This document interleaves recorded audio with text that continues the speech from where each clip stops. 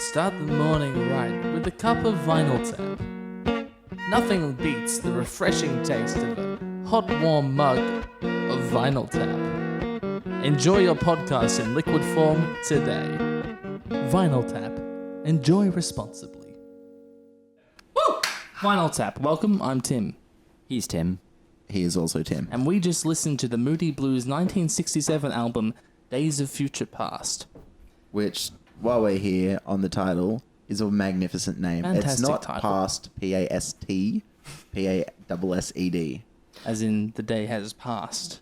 Which is going to lead nicely into a point that I had listening to the entire album, but we will get to that later. Where shall we Spoilers, begin? ladies and gentlemen. Where shall we begin, gentlemen? All right. What the fuck did we listen to? My very first question, is that a soundtrack for something? It Yes. has to be a soundtrack. Yes. It is not. It's not a soundtrack. It's not a soundtrack. So I selected this album, and they've never listened to it before. I've heard it twice before, I think, and I've looked it up. Not a soundtrack. What happened was their record company, after their first few albums, didn't do so great. They had a minor hit with some blues bop song earlier in the 60s. The producers wanted them to have this actual classical music album with the LFO. I think they wanted to record Peter and the Wolf. Okay. Right. Yeah, okay. Yeah, and the band was like, yes, but actually no, we're gonna not do that, and we're gonna make our own album. And it was just, they just made this. It's very orchestral, but it's So not a soundtrack to anything. My big kind of takeaway from it was it goes through so many different genres and styles and it changes and doesn't feel awkward, but also has this continual theme running through it. Because of it keeps coming back to those orchestral sections and using bits and pieces it's used before. So by the time that we got to track 5, my main note is this proto-prog? Because It's just prog. it just is prog. It's straight up. It's one of the seminal works of prog. Many consider it. Right. Yeah. Which In would fact, make this sense. is actually considered by most people I've seen have an opinion on the subject the first concept album. Well, that's what I mean, because you're starting at the big... all the tracks are titled... Morning, dawn, Yeah, evening, in order. afternoon, And they're they in kind order. of take you through, I guess, their version of a day. Yeah. And, which one was it? Was there, in Dawn or Morning, reference to... Who is it? One of the classical composers. I heard that I actually wrote this down during the prelude at the day begins, the first track. I wrote down it's like Tchaikovsky made it to Prague. That's Yeah, what I was literally. thinking, Yeah, yes. it very much sounds like Tchaik. I heard a lot of Romeo and Juliet in there. It's so dramatic and romantic and But then very it's texturally and harmonically rich. stupidly Yeah. 60s in there's a bunch of sections that sound like it could be the Beatles. It just screams Yeah. Beatles at There's several some points. sections that sound like it could be Pink Floyd. There's a track that sounds like it could be Johnny Cash. I heard one that was like, this is Beach Boys. Yeah, and there's Yeah. a surf in a lunch break because I've got it written here. I was like, there's a massive section. I was like, this could just be a Beach So Boys if you've song. never heard the album, Mamas and we're Papas as making well. shit up, aren't we? This is all over the place. Yeah, and my second big question was, did they do this just to flex on all the other bands that were around at the time? I don't think so. Just I to think be this like- is just them being them. That's crazy. Yeah. That's insane. And Because here's the thing, that like you say, it sounds like Pink Floyd, but Pink Floyd didn't sound like the thing that you associate as Pink Floyd sounding like until 6 years after this. yeah. Wasn't Dark Side 70, 73, something like that? No idea. And that's what I imagine you're comparing them to. Or Well, it was kind not, of wish it you was were not here, which is exactly even the later. same. It was like Pink Floyd minus some of the effects they use, but just compositionally and the way that it was Very moving naturally through. sounding album, Yeah. except for in Night there's this synthesizer. Don't you heard that it sounds like a string line, but it's actually a mellotron. Right. And it's actually really impressive the way that they had to play these because technology isn't as great as it is quite right now. Wasn't so fantastic back then. You had to press the Patch note. leads. You had to press the note half a second before it would sound. It sounds so painful. Right. So it's really impressive that they managed to do that. And Hey. they played that stuff live for decades until, we were blessed with modern synthesizers. Which would have been Shit. 80s or something. Yes. Yeah. Wow. Yeah, I- I don't know. The whole album. So, when you listen to it, you'll notice that there's a whole bunch of orchestral, like the songs open with these huge orchestral bits. They usually finish with it. In the first song, basically, it's almost like closest thing is like Gershwin. It's like 50s Hollywood kind of, gorgeous strings. There's like all this textural tonal painting that they're doing. Then it literally turns into like almost the beginning of like a 60s Arthurian movie. I was going to say, going back to like that very intro bit, filmic. The immediate response, there was some lines that were very similar to like the Harry Potter theme. Yeah, and I just was straight away like, this just sounds like it. It's very cinematic. Yeah. And that's because of that Tchaikovsky influence, which is also like, it just dominates Hollywood up until today. Yeah. I kind of feel like some of the songs, which one in particular? I think it was the 5th song, when is that Afternoon? Sounds like it could have been like a genuinely popular song. It was. Except it went for about 9 minutes, and the first 4 minutes was just like orchestral introduction. The Tuesday Afternoon section of that song was released as a single. It goes for like 3-4 minutes. Right. And they cut all the orchestral song. Okay. And it was mildly successful. Nights in White Satin, which is the last song. Yeah, that also was rather successful. Right. Did they cut out the voiceover for the single there as well? I think they did. Which is a shame. I was going to say, one of my favorite things on this album It's is kind of bookended with this voiceover that I don't think it is exactly the same, but it like iterates similar things each time. Yeah. And certain lines are the same, yeah. Certain lines are the same. And it was just a really, I don't know, I don't have, know how to talk about it, but it was like really nice way to kind of introduce it and then to close it as well. Just kind of cycling back in the way that like a day-night cycle does. Yes, and the album also closes with a tam-tam hit. And if you remember back to the opening, or a gong of some kind. I thought it was okay. Well, the tam-tam is a gong. The prelude also opens with the ringing of a tam-tam. Yeah, okay, see that was because I was thought a thought kind that of crossed my cyclical. mind. I thought the gong was a little out of place. That was like my one critique of it that I didn't like, but that kind of makes me feel a bit better about it. But No, that was actually my thought. As it was ending, I was like, hang on, are they just going to make this cycle all the way to the very beginning of the album?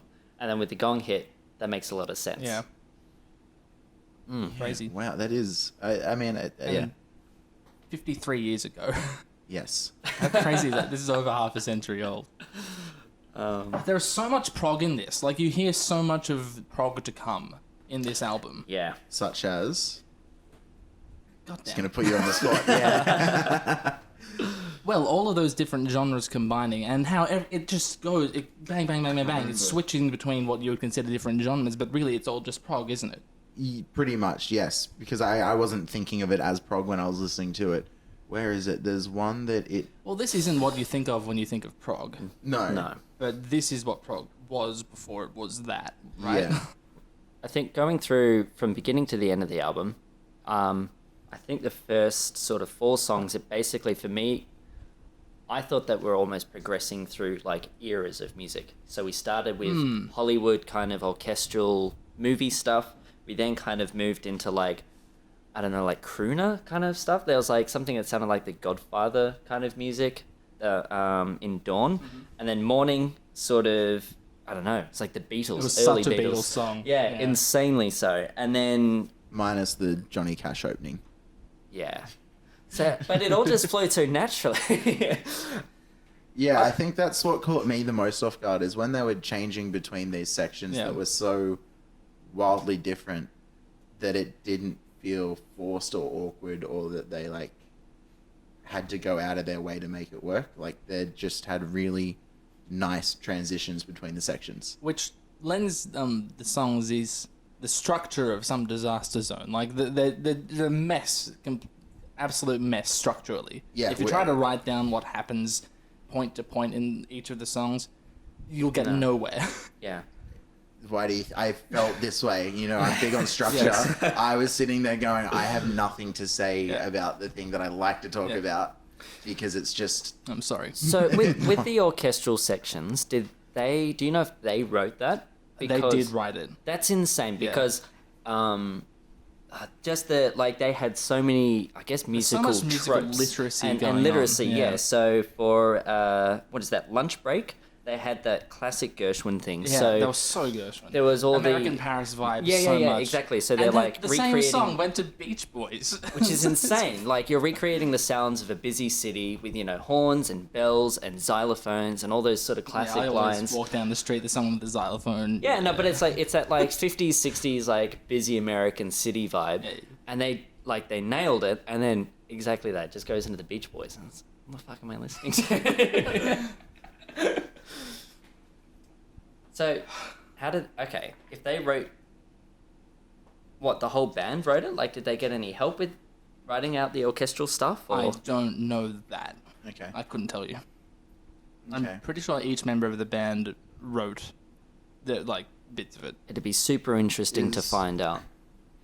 Going back to the whole movie soundtrack thing, because in my notes here, by the end of it, every time we kept coming back to orchestral stuff, I was like, I'm going to be genuinely mad if this isn't a soundtrack. It sounds like it's a soundtrack. It's not. It's a soundtrack to a day. But I was going to say, has the someone concept. considered making a movie It'd be so, based off the album? It writes Yeah. itself. That's what I mean. That was what I thought, yeah. So what are we doing? What are we waiting for?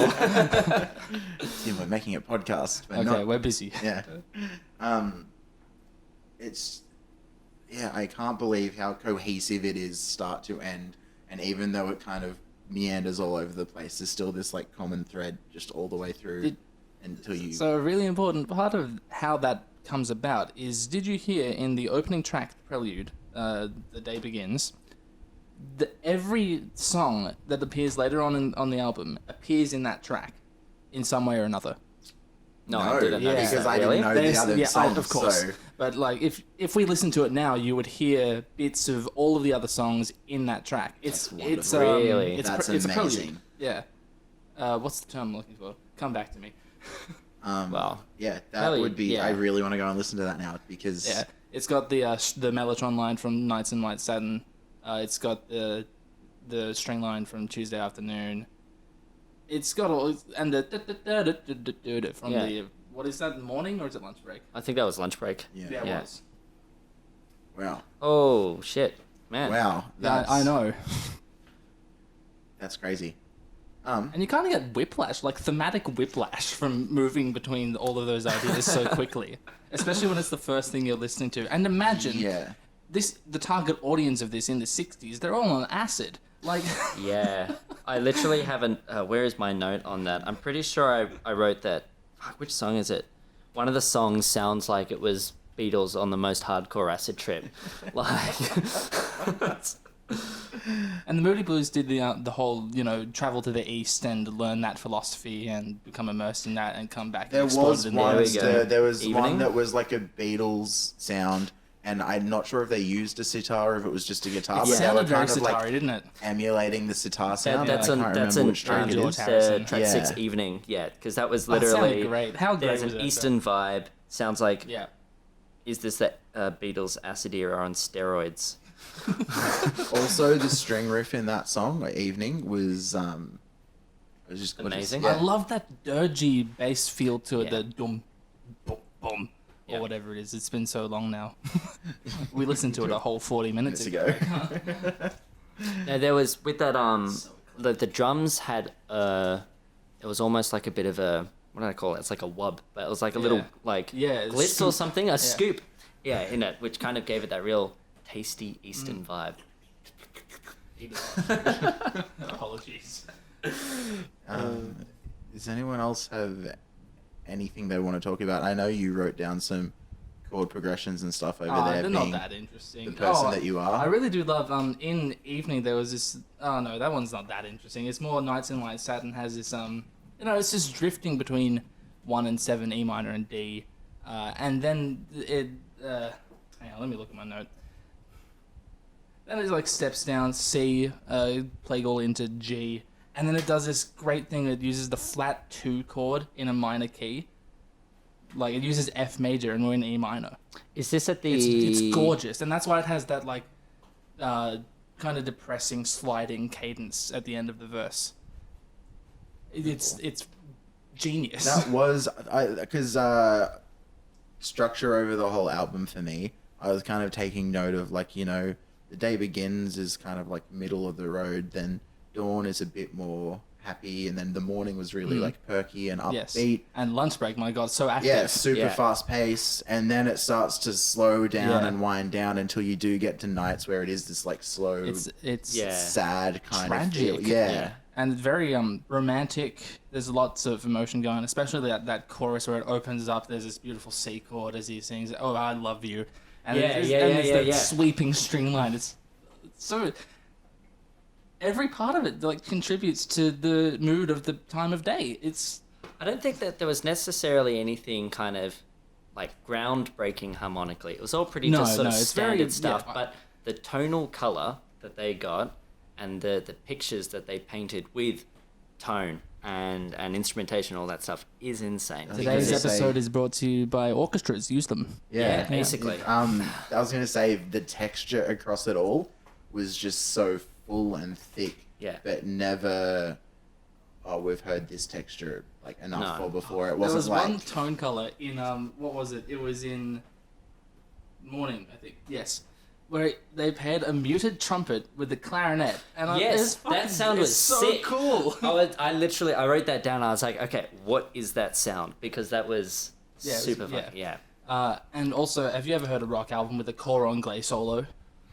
Yes, I listened to it Have now. 40 minutes Yeah. ago. My goodness. Can you tell there's a woodwind player in the band? It's very colourful with woodwinds in the orchestral sections. So is this like album popular? Is this a big thing? Like I've literally never ever Heard of the Moody Blues? Yeah, I No, don't know of them. It's probably. I even feel know like that this was, like, a without concept. actually knowing, my assumption would be they've kind of got their little core cult Yes. following that people I that think that's- absolutely love them and are devoted to them, but they've never reached like wider popularity or fame. They released one song like 20 years later that became very Like popular. the And 80s? yeah. Your Wildest Dreams. Know that? No. We'll listen to it later. That was very popular, and there's nothing like this. Right. Yeah, it's like a kind of new romantics I was pop. gonna Yeah. say, but 20 years is a long time to grow and change It as is. Yeah. songwriters. and The as a band was band pretty and- much yeah, a different lineup at that point anyway, so. Yeah. I mean, I kind of love this album. It basically just captured every one of my favorite 60s bands and just put it into a single album Good to with hear that. orchestral music. And absolutely amazing. Great. Yeah, my summary thoughts. I just was astounded. I've said it a few times by the range of genres, but it's still sounding like one cohesive, like piece of work. Like it wasn't like they've got a bunch of different songs or styles and stuck Throwing them all together. As I said, It's the, just the like first concept album. Yeah, there's a common theme coming through. I mean, even to the artwork we've got on the screen is very like in theme with the music, and you know, it's gorgeous artwork as well. So I just was amazed that something from the 60s was that consistent and cohesive given how like overarching Early it it was was, and early yeah. it was, yeah. Any summing up thoughts? Well done. So my father introduced me to this band and this album, and it's really lovely to hear my friends enjoy the music the same way that he did.